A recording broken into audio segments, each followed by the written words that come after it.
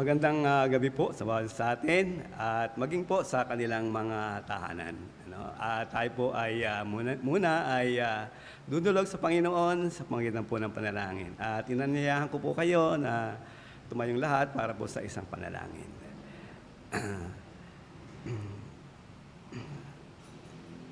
Aming Amang Banal, muli sa gabing ito, kami po ay nagpapasalamat, nagpupuri sa iyo pong pangunguna sa bawat isa amin at maging ang kalayaan na kami po ay magkatipon at makapakinig ng mensahe mula po sa iyong mga salita. At hinihiling po namin na pangunahan kami, gabayan kami, magitan po ng iyong banal na Espiritu na maunawaan po namin ang mensahe na iyo pong ipararating sa bawat isa sa amin.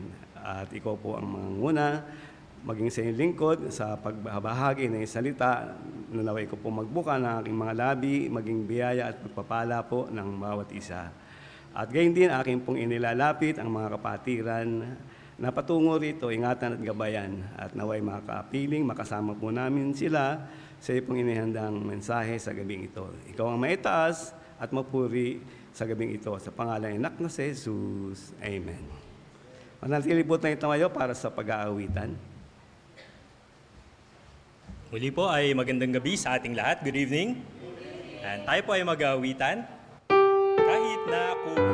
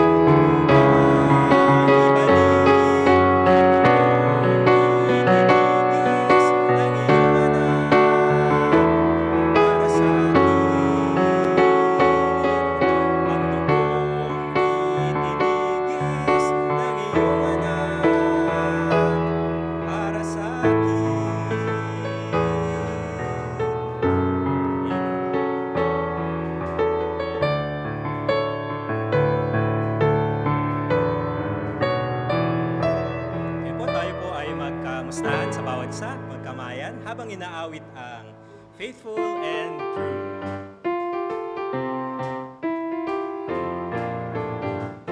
The mountain is high, but you will take me higher. The valley is deep, but you will take me through. The river is wide, but you will take me over. There's one thing I know, wherever I go, you're faithful and true. My Lord, you're faithful and true when everything around me gives way. Faithful and true to lead me from day to day. My Lord, you're faithful and true. You answer whenever I pray. There's one thing I know, wherever I go, you're faithful and true. There's one thing I know, wherever I go, you're faithful and true. Amen. Kung tapos na kayong magkamustahan, maaari na po kayong magsipon lahat. Yan. Muli po ay magandang gabi sa ating lahat. Good evening. Ayan, good evening. Kamusta po kayo?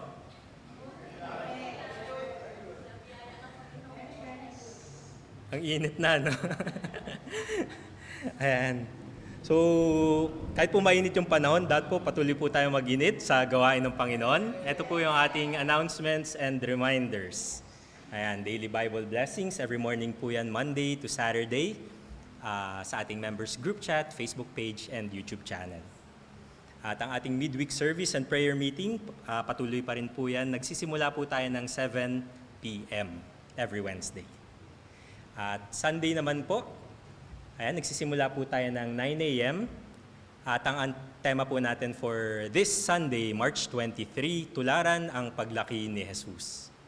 Ayan, base po sa Luke 2:52. At patuloy po yung ating choir practice po, no? Every Sunday, 1 p.m. to 2:30, dito po yan sa church auditorium po natin. Adult Sunday School class, every Sunday, 3 p.m. sa Begonia Room po. Go Ye Cubao weekly activities. Yan, meron pong Bible study every Wednesday and Saturday, and BKBC and tract distribution every Saturday. Home Bible study, prayer fellowship, and monthly worship service. Tuwing Friday po yan sa Camarin. At home Bible studies for 5 families sa San Mateo, Rizal every Saturday. Ganun din po sa Taytay, Rizal, merong worship service every Saturday.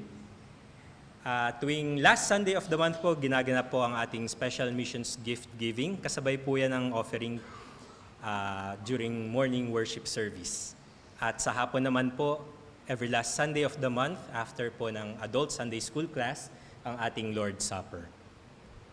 At patuloy pa rin po, no, yung gawain po natin. Each one bring one. Every Sunday po yan. At tinatawagan po ang lahat ng kalalakihan. Ayan, ushers meeting. Calling all men, seniors, MA, YA, and YP. Ngayong Sunday po yan, after ng worship service. Ayan, para po sa karagdagang detalye, approach niyo lamang po si Deacon Mario Canario. Ayan, muli po tayong tumayong lahat para po sa isa pa pong awitin, Kailan Pa?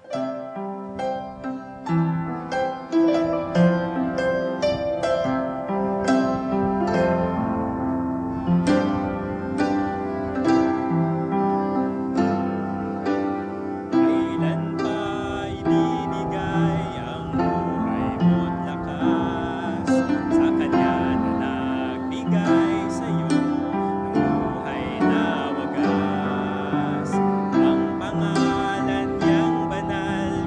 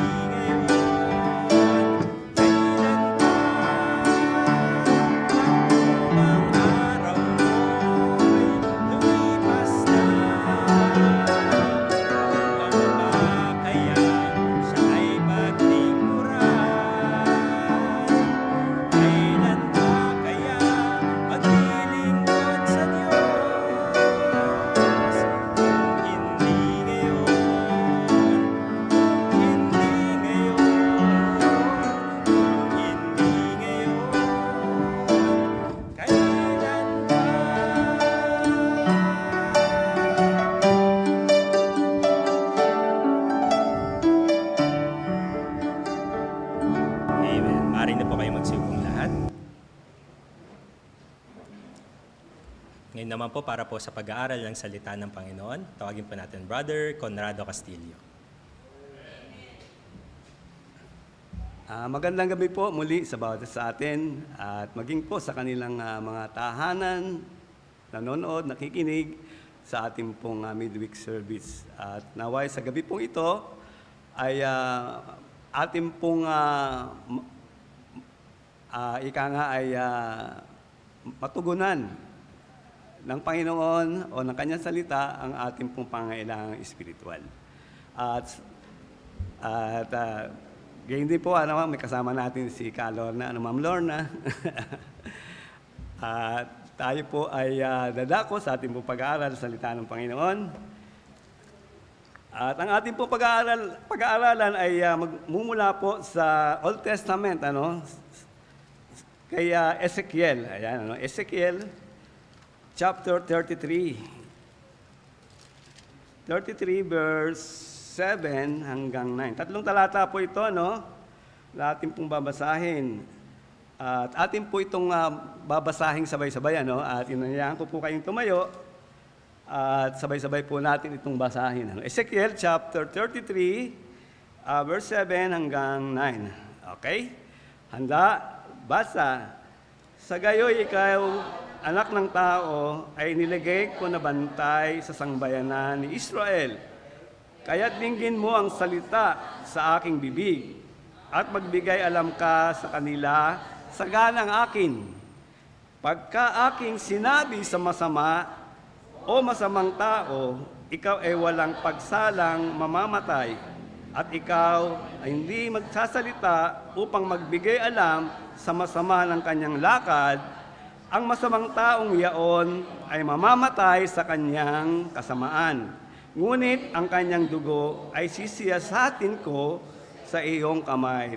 Verse 9, gayunmay kung iyong bigyang alam ang masama ng kanyang lakad upang humiwalay at hindi niya hiniwalayan ang kanyang lakad, mamamatay siya sa kanyang kasamaan, ngunit iniligtas mo ang iyong kaluluwa. Tayo po muna ay dumako sa Panginoon.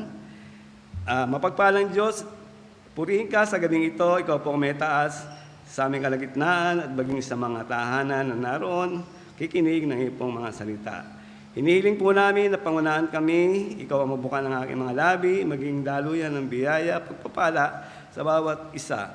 At masumpungan po namin ang mahalagang mensahe mula po sa aming binasa dito po sa Ezekiel chapter 33 verse 7 to 9. At naway ito ay magbigay sa amin upang patuloy na mapaalalahanan sa aming pong tungkulin bilang iyo pong mga anak, sapagkat merong kapahamakan, sasapitin ang mga tao na wala pang Kristo sa kanila pong puso. Pagpalain mo, Panginoon, ang gabing ito at patawarin kami sa lahat ng pagkukulang at nawa ang Banal na Espiritu ang siyang manguna sa aming pag-aaral. Sa pangalan ng anak na si Jesus. Amen. Okay, magsipo na po tayong lahat. Ang ating pong paksa sa gabing ito ay may pamagat, may pananagutan sa Diyos. Pag sinabing pananagutan, mayroong ikaw ay magbibigay sulit sa Diyos.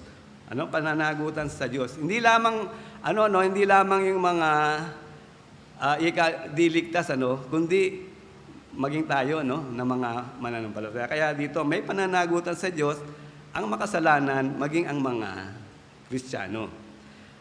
Dito nga po ang mensahe sa Israel sa pamagitan ni Prophet Ezekiel. At napakaraming ginamit ng Diyos paalala na mga propeta sa Israelita. Pero nandun ang katigasan talaga ng ulo ng mga Israelita Doon pa lamang sa paglabas nila doon sa Ehipto, hanggang doon sa paglalakbay nila sa ilang, hanggang doon sa pagtawid nila sa Jordan River, o hanggang doon sila ay nananahan na doon sa Promised Land. Nandun yung ups and down ng mga Israelita. Nandun yung katigasan ng ulo. Bagamat nakita na nila yung kapangyarihan ng Diyos mula sa palamang doon sa Ehipto, di po ba? Sila'y inahon doon sa pamamagitan ng makapangyarihang mga kababalaghan, himala na ginawa ng Diyos. Pero ang isip ng mga Israelita, wala. Kaya nga, ay walang nakapasok na doon na mga galing sa Ehipto, no, maliban lamang kay Joshua, at kay Caleb. Maging si disqualified, si Moises, di po ba? Disqualified. At dito po, nandito na sila sa sa promise land, naroon na sila ika nga doon sa pangakong lupa ng Panginoon, At dito, ika nga, makikita po natin kung ating pag-aaralan mula po sa hukom, nandun yung ika nga ups and down, gagawa ng kasalanan at tutulungan ng Diyos at may padadalang mga hukom at kung sino-sinong mga tao na ginagamit ng Diyos. Pero pag nawala na yon, balik na naman sila sa kanilang mga kasalanan. Kasi nakikita nila kung ano ika nga yung nasa kapaligiran nila Hindi ito nalalayo, di po ba? Sa kapanahunan natin, ika nga paalala sa atin to. Ganon din ang mga Israelita sa panahon na yun Nakita na nila yung kapangyarihan ng Diyos, sinaisang tabi. Hanggang sila ay sumulong doon sa ika nga pagkaligaw. Kaya tayo paalala po bilang mga manampalataya, tayo ika nga ay merong mahalagang tungkulin nagagampanan. Hindi lamang tayo iniligtas ng Panginoon, dumalo sa mga gawain, kundi tayo po ay sabi nga dito yung watchman tayo, tanod, bantay. Hindi ng mga hindi ng mga kaharian, hindi lungsod, hindi bayan, kundi ng mga kaluluwa. Kaluluwa po ang ating bibigyan ng babala. Sapagkat marami sa paligid natin na wala pang katiyakan. Maaari yung mga kasambahay natin, hindi pa ika nga sila nakakatiyak dun sa langit. Kaya pag-isipan po natin, sana naway magbigay sa atin ng hamon, inspirasyon, ang mensahe po sa gabing ito, tayo po ay watchman, sabi nga, ng Diyos sa mga kaluluwa, sa taong wala pang katiyakan ng kaligtasan. Tayo ang magbibigay babala sa kanila sa panganib ng impyerno kung atin silang paalalahanan, samantalang sila'y may buhay. Ito'y hindi option po ito, tandaan natin, kasi marami na tayong pinag-aralan, di po ba, sa Bible? Lahat tayo ay merong karapatan. Lahat tayo, walang ikangang hindi kasama. Lahat tayo. Binigyan niya tayo ng mga, yung binigay sa atin ng mga Panginoon? Hindi lang kaligtasan, kasi ligtas na tayo, merong mga mina, merong talento. At sabi ng Diyos, go and get business. Ibinigay yun, di ba, sa 10 mga alipin. Lahat tayo, kaya meron tayo nun. Kasi 10, tig-iisa. Yun yung mensahe ng kaligtasan o ebanghelyo. Kaya yun, tangan-tangan po natin ang mga bagay na yan. Kaya bawat isa sa atin, huwag natin kaliligtaan po yan. May dalawang lang po, bahagi itong aking pong mensahe. Ang una po ay may babala. May babala mula sa Diyos. Sa Ezekiel, 33 verse 8.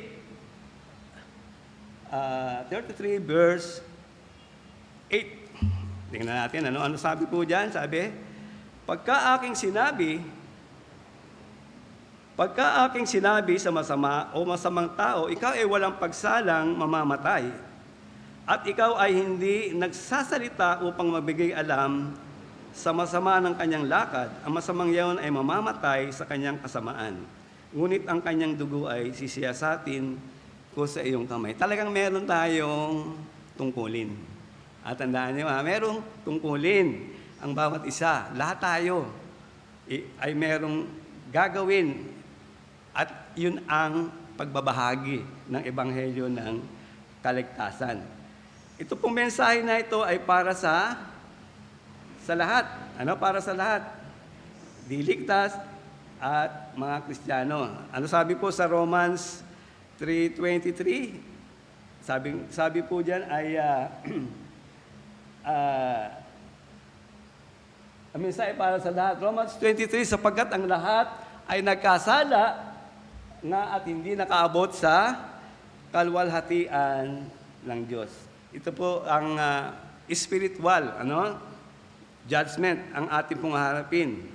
Lalo na sa mga makasalanan na hindi naligtas.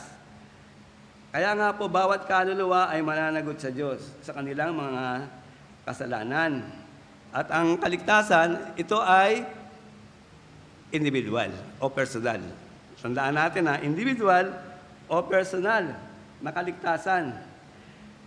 At sabi nga dyan sa di ba? Sa Ezekiel chapter 4. Ezekiel chapter 18 verse 4. Sabi diyan, narito, lahat ng kaluluwa ay akin. Kung paano ang kaluluwa ng Ama, gayon din ang kaluluwa ng anak ay akin. Okay, Ang kaluluwa na nagkakasala ay mamamatay. Mamamatay po, magdurusa. Yan po yung binanggit ng Diyos, kay Adan. Kapag kinain nyo ang bunga ng punong kahoy na ito, kayo nga ay mamamatay. Tiyak po. Kung ano yung binanggit, sinabi ng Diyos, iyon na yun. Wala nang bawian. Yun na po yun.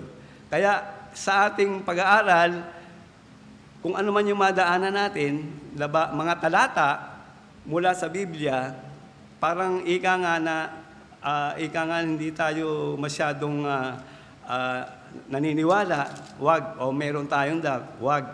Kasi lahat ito totoo. Maging kalit-liit ang bahagi, sabing gano'n, ng salita ng Diyos magaganap. Kasi sa kanila, di ba, yung may mga kuwit-kuwit pa, di ba? Kasi nababago yung mga meaning niyan Kaya kailangan alamin natin, ano ba yun? Ano ba yung binanggit na yun ng Diyos? Kaya itanim natin sa isipan natin. Kita niyo si Saul, ba't na-disqualified si Saul? Si Haring Saul. Sumunod naman siya, di ba? Sumunod siya di ba, sa Diyos? Pagpapatayin niyang mga Amalekites na yan, yan yung naging daan para yung ating mga kababayan harangin, patayin, papunta tayo sa Promised Land. At ang kaluluwa na nagkasala ay mamamatay. Sabi sa Ezekiel 18:20 verse, ay yung 8 sa bandang unahan, lahat po mamamatay. Kaya kaisipin natin yung ating mga kasambahay, yung ating mga mahal sa buhay, dapat mapaalalahanan natin sila. Paalalahanan po natin sila. Mga kamag-anak natin na malayo. At anga ako kay Ma'am Joby, maging yung kanya mga kamag-anak sa malayo, patuloy niya ipinapanalangin. Alam ko, bawat isa sa atin, dito, pinapanalangin natin. Tuloy-tuloy lang po natin yon. At ang Diyos ang bahalang kumilos. Walang imposible po, na gumamit siya ng mga mananampalataya kung saan naroon ang ating mga mahal sa buhay. At isa nga pong bagay, sa pangangaral po ng ating Panginoong Hesus, yung mga Hudyo, dahil hindi po sila naniniwala sa Panginoon, na siya yung Mesaya o pinadalang tagapagligtas, at maganda itong talata na ito, gusto kong mabasa natin yung bandang unahan nito sa John chapter 8. At makikita po natin dito yung kung ano uri at paniniwala ng mga tao.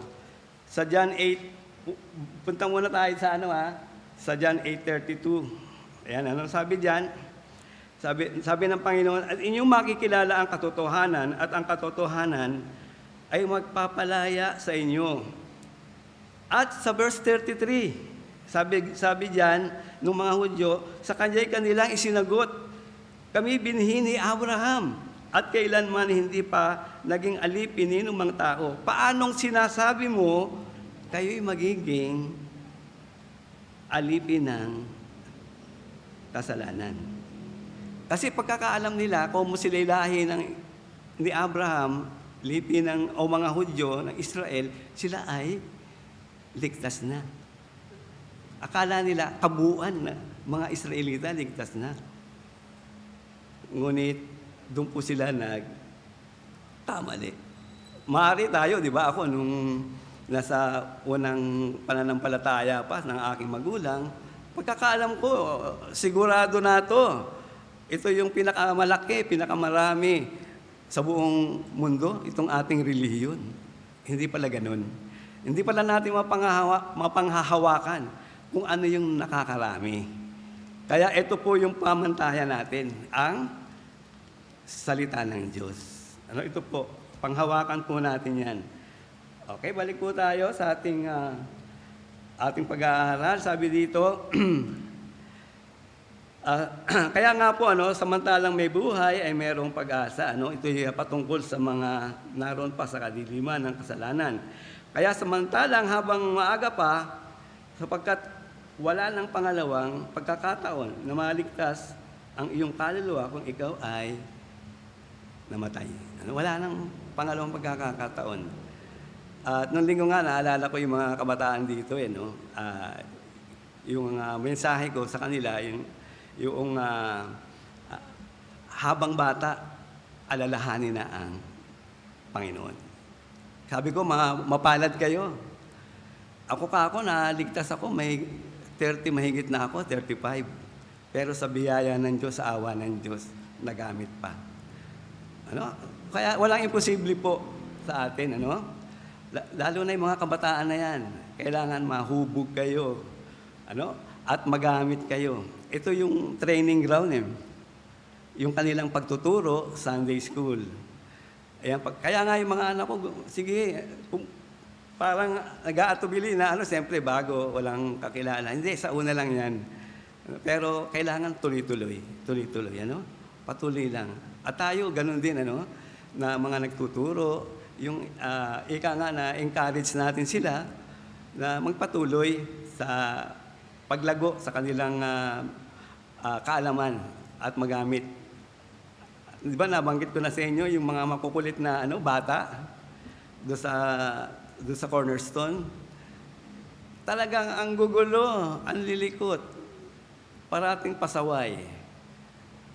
Pero naglakihan dahil sila ay naroon sa harap ng pag-aaral, pagtuturo doon sa Sunday School. Lumaki sila na mayroong tanim at sila ngayon ginagamit na.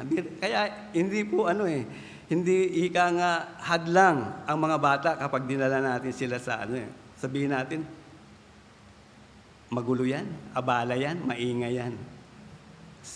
Yun lang sa una, habang maliit. At tayo yung ika nga mag-aakay sa kanila. Yun lang naman yan kailangan patuloy lang patuloy.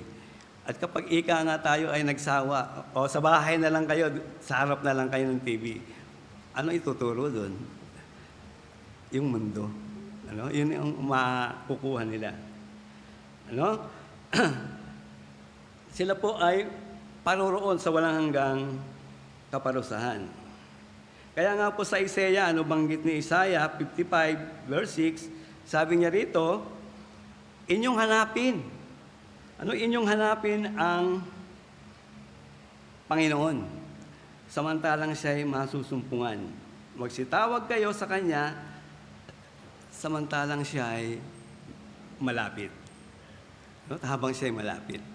Kaya hahanga ako dito sa mga magulang, mga lolo, lola, nakasama lahat. Kina brother natin, mag-asawa, talagang halos lahat ng kanyang mga apo nandito. At naiinggit ka ako pag nakakita ko, naggagamit, pipiano si yung apo niyang isa, nagkakantahan yung iba. Kaya patuloy lang po, At alam ko na balang araw, ika nga ay merong bunga ang ating mga ginagawa para sa kanila. Kasi para hindi sila maligaw Kasi kapag ang isang bata ay napabayaan natin lalo na sa takbo ng mundong ito, papapalayo po sila. Ako, napabayaan ko nung mga ilang panahon, yung aking mga malalaki. Isang araw. At meron pong mga, di ba, mga crown. At sabi nga, ay, yung iba ay, ligtas na naman ako eh. Hindi ko na kailangan gumawa. Hindi po. Nasa atin ang udyok ng Holy Spirit. Alam ko nangungusap sa atin yan. Kaya lang, huwag tayo ikangang maging tamad, sa pangangaral, paghahayag ng salita ng Diyos. Gawin natin yung ating bahagi. Nakita niyo, pag Sabado, yung pagbibigay lang ng di ba? Bible tracts. Mahalaga na po yun. Kasi merong mga tao naliligtas dyan. May naliligtas po dyan sa pagbasa ng yung Bible tracts na yan. Kaya maging masipag po tayo sa ating pong mga tungkulin. Samantalahin natin ang panahon ay pasama ng pasama. Huwag magpaliban. Baka bukas ay huli na. Di ba po ganon? Sa akin, nangyari na po yun. Ay meron akong business na nasimulan, yung pag-aalaga ng mga isda sa Batangas. Yung tiyuhin ko na pasok ng ospital, sabi ko, sa ko na lang, dadalawin sa susunod na mga araw. Ngunit, pagpunta ko doon, wala na. Nandun yung ika nga kabigatan sa kalooban natin. Kapag hindi natin nagawa ang tungkulin na pinagagawa ng Diyos. Ganun po si Pablo. Yung kabigatan na hindi niya maisagawa, yung isang bagay na iniatang sa kanyang balikat. At ganyan din, kung babalik tayo sa Old Testament, ang mga Israelita ay mayroong wall na mataas yan, di ba? Napapaligiran ng wall yung kanilang bayan. Para hindi malusob, di ba, ng mga kaaway. At kung sa itaas nun, merong bantay yun. At katulad nung binasa natin kanina, yung bantay na yun, ika nga ang mananagot. Kapag merong ika nga mga kaaway na dumarating na hindi siya nagbigay, hudyat, sa pamamagitan ng trumpeta. Siya po yung mananagot. At dito po, sabing ganun ay kung isang taong makasalanan, hindi natin nabahaginan, at namatay, mamamatay siya sa kanyang kasalanan. Ngunit, sabi, sisingilin ko ang kanyang dugo, sa iyong dugo, yung kanyang buhay. Kaya, tandaan natin, ang isang tao na nahayagan natin, tumugon man siya o hindi. Pero nandun yung ika nga, buong puso, at pagsisikap na malaman niya yung daan ng kaligtasan. Yun lang yung ating bahagi At yung panalangin. Hindi natin hawak yung kanyang damdamin, yung kanyang puso, yung kanyang pagpapasya. Siya po ang magpapasya. Kaya ang sa atin lang po, madala natin yung mensahe. Doon sa kanyang kalagayan.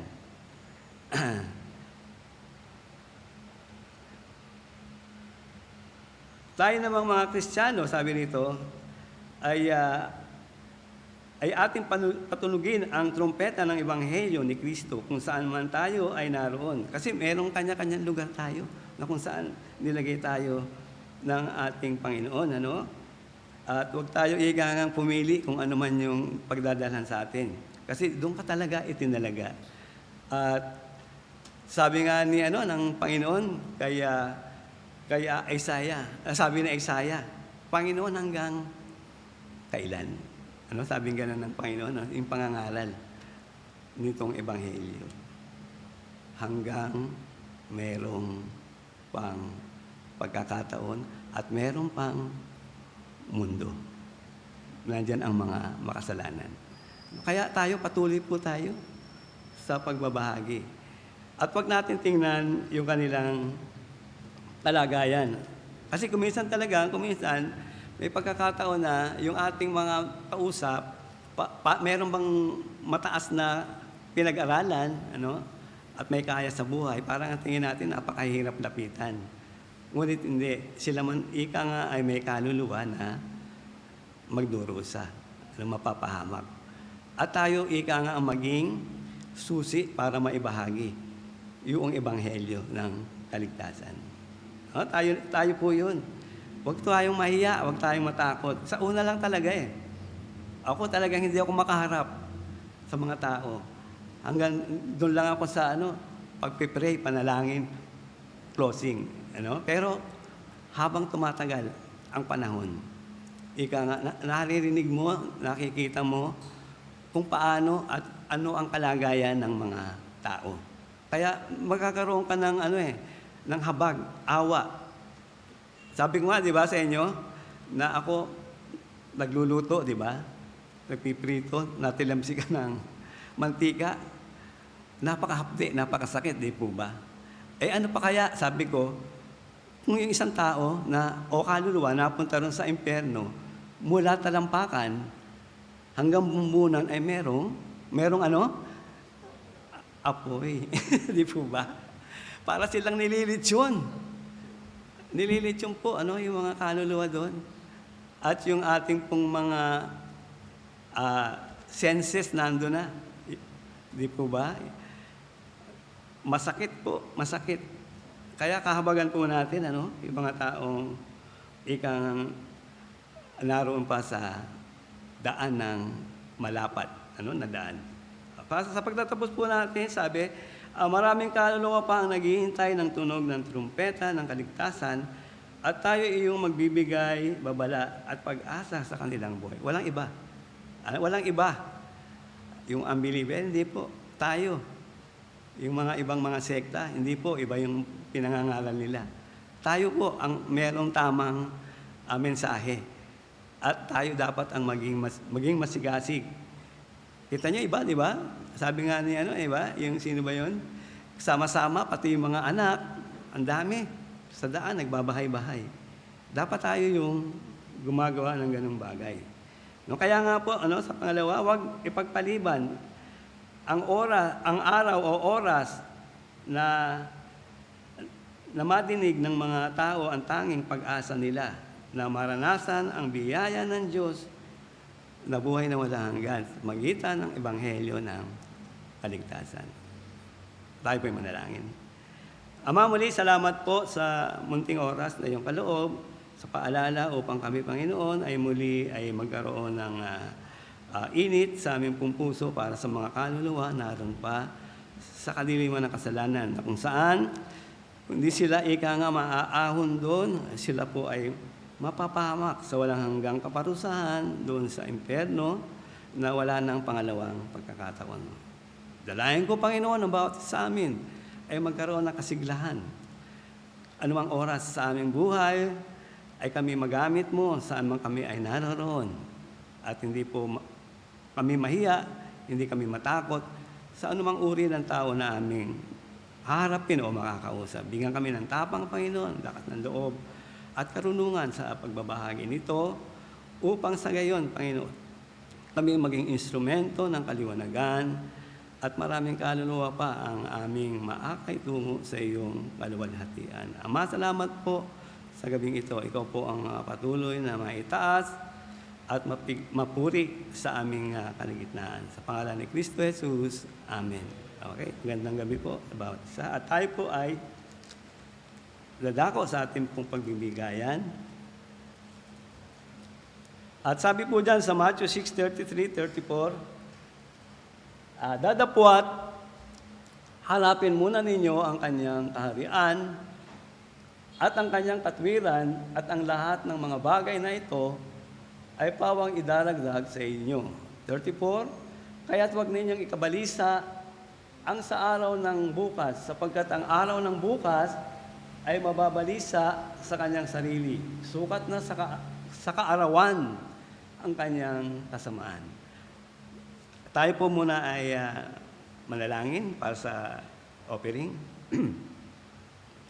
Ama, muli sa iyong kapuri at kalulutian. Salamat po sa iyong biyaya sa araw-araw na iyo pong pinagkakaloob sa bawat isa sa amin upang sa gayon ay patuloy ang buhay sa amin pong pamilya at sa mga pangangailangan nito.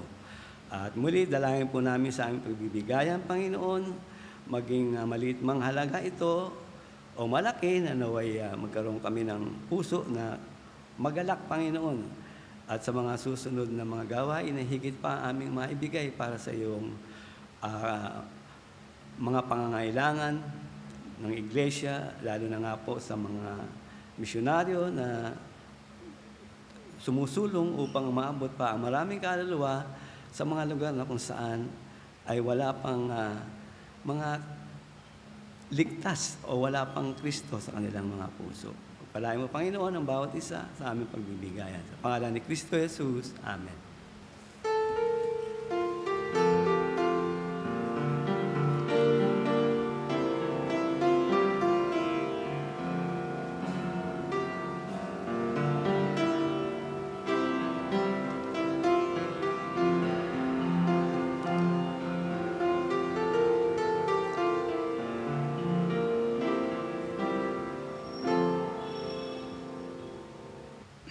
Mapagpalang Diyos, muli salamat po sa ngalikom na salapi. Salamat sa iyong mga anak na patuloy bukas hindi lamang kanilang mga palad, kundi ang kanilang mga bulsa sa pagkakaloob para sa iyong gawain. Dalayan nga po namin na ibalik mo doble, Panginoon, ang biyaya na kanila pong naipagkaloob.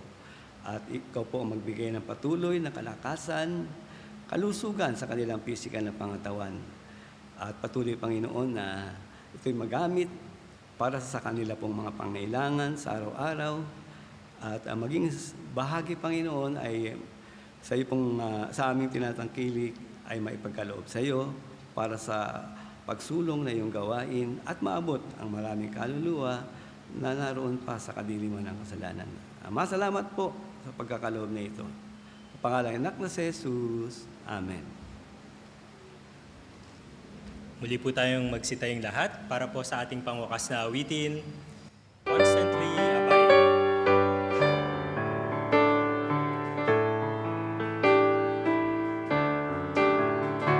There's a peace in my heart that the world never gave, a peace it cannot take away.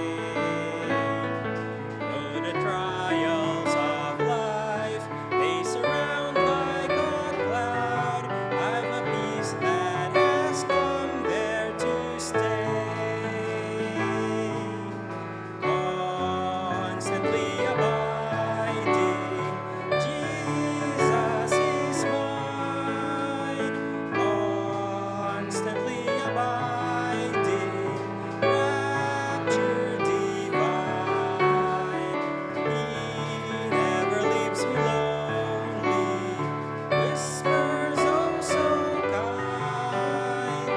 I will never leave thee, Jesus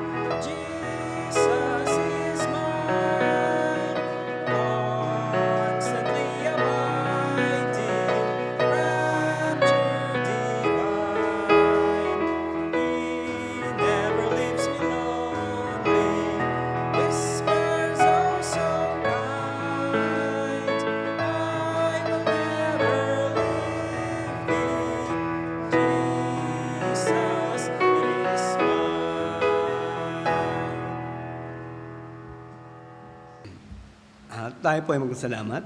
Aming amang banal na amin pong pinupuri at pinasasalamatan ang iyo pong kabutihan sa amin, lalo na nga po sa patuloy na pangunguna sa aming mga gawain, pagpapaalala at hamon bilang iyo pong mga anak na kami ay patuloy na gumawa upang aming maisagawa ang mga tungkulin na iyo pong iniatang sa aming balikat at patuloy, Panginoon, na ang mga tao ay magkaroon ng babala sa kanila pong kahantungan kung di po sila makakakilala sa iyo pong anak na si Jesus. Ama, salamat po sa gabing ito na naway bawat isa ay karoon po ng kaunawaan sa aming mga tungkulin at ito po ay patuloy naming isagawa habang merong lakas at buhay hanggang sa aming pong pagsapit sa iyo pong kaharian. Ama, maraming salamat po sa iyong mga anak na ginamit sa aming pong pagtitipon na ito. Patuloy ang dalangin ko na bigyan ng kalakasan, kasiglahan at patuloy na karunungan upang higit pa na magamit para sa iyong kaluwalhatian. Ama, salamat po na meron po kaming pagkakataon sa ganito pong araw upang ma-recharge, Panginoon, ng aming pong spiritual na strength o kalakasan. At dalahin ko po sa tahanan nila, Panginoon, na naway patuloy po nilang naunawaan ang mensahe na iyo pong ipinarating sa kanila pong mga tahanan. At muli, dalangin ko na patuloy na ikaw ang manguna sa amin pong paghiwalay, pansamantalang paghiwalay sa lugar nito. At pangunahan din kami, Panginoon, sa aming pagtugon, sa aming pong paglapit sa trono ng biyaya, magitan po ng aming pong panalangin. Lahat pong ito ay aming tinatagubilin at pinasalamatan sa pangalan po ng anak na si Jesus. Amen. Magandang gabi po.